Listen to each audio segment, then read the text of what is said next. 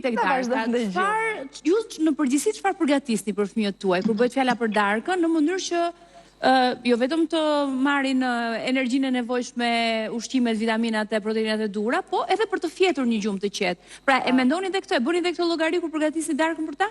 Edhe kjo është një punë që duhet ta bëjmë te ajo pjesa e qefit. Te ajo pjesa e qefit.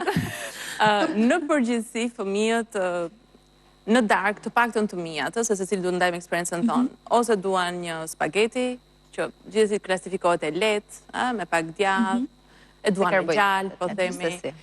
Ka raste që duan vetëm cornflakes me qumësht, ka raste pak qumësht me buke dhe me mjalt, ose edhe petulla kur kam pak më shumë kohë. Ajo është e gjitha, nëse kam pak më shumë kohë, kam dhënë shumë dëshirë të bëj petullat, se petullat me mjalt ato të ngrofta në darkë, sikur edhe e marrin me të mira stomakun, edhe ti je pak më gati për të fjetur gjumë. Në përgjithësi darka të paktën në familjen tonë nuk është e rëndë, pra nuk është një gjellë tipike. Petullat janë të lehta.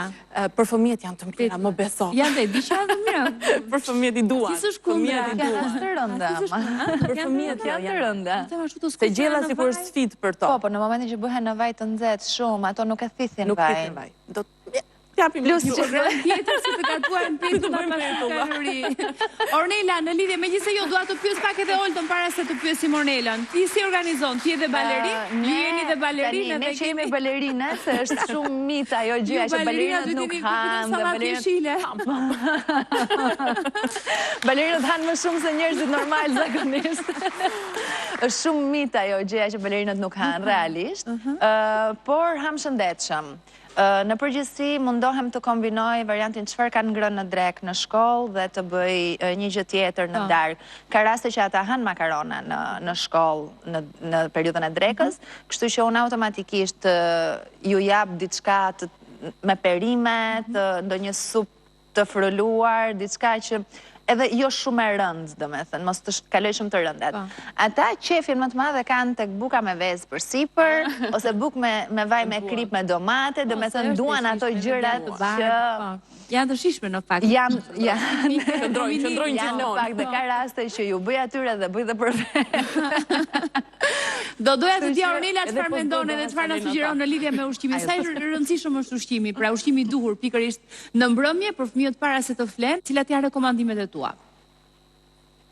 Kur fëmijët rriten, mbas edhe ne ambientohemi me ta dhe me zakonet të ushqyerit dhe mund të bëhet pak më lehtë, por dua të rikujtoj diçka për mamat më të reja, të cilat e kanë idenë që ta ushqejmë sa më mirë edhe sa më shumë, që të flej sa më mirë gjatë natës, duhet ta rrëzojmë këtë mitin, sepse një stomak i tej mbushur, qoftë edhe në vitet e para të jetës, sepse atëherë kemi më shumë këto fiksimet a hëngri mjaftueshëm, do të thotë një gjumë më pak i qetë gjatë natës.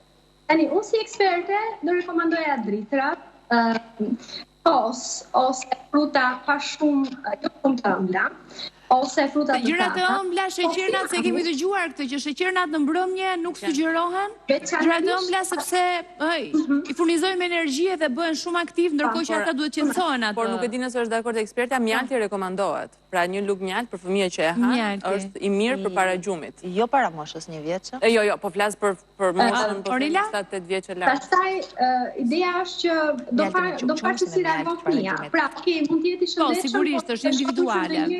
Resht, fëmia nuk na fle mirë gjatë natës, ndoshta duhet t'i japim nga pasditja këtë lugën e mjaltit.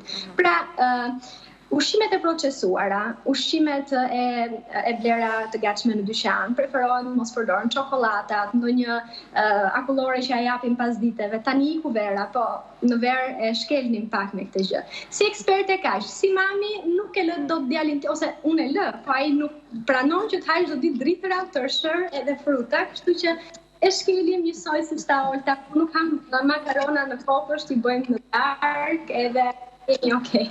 Absolut.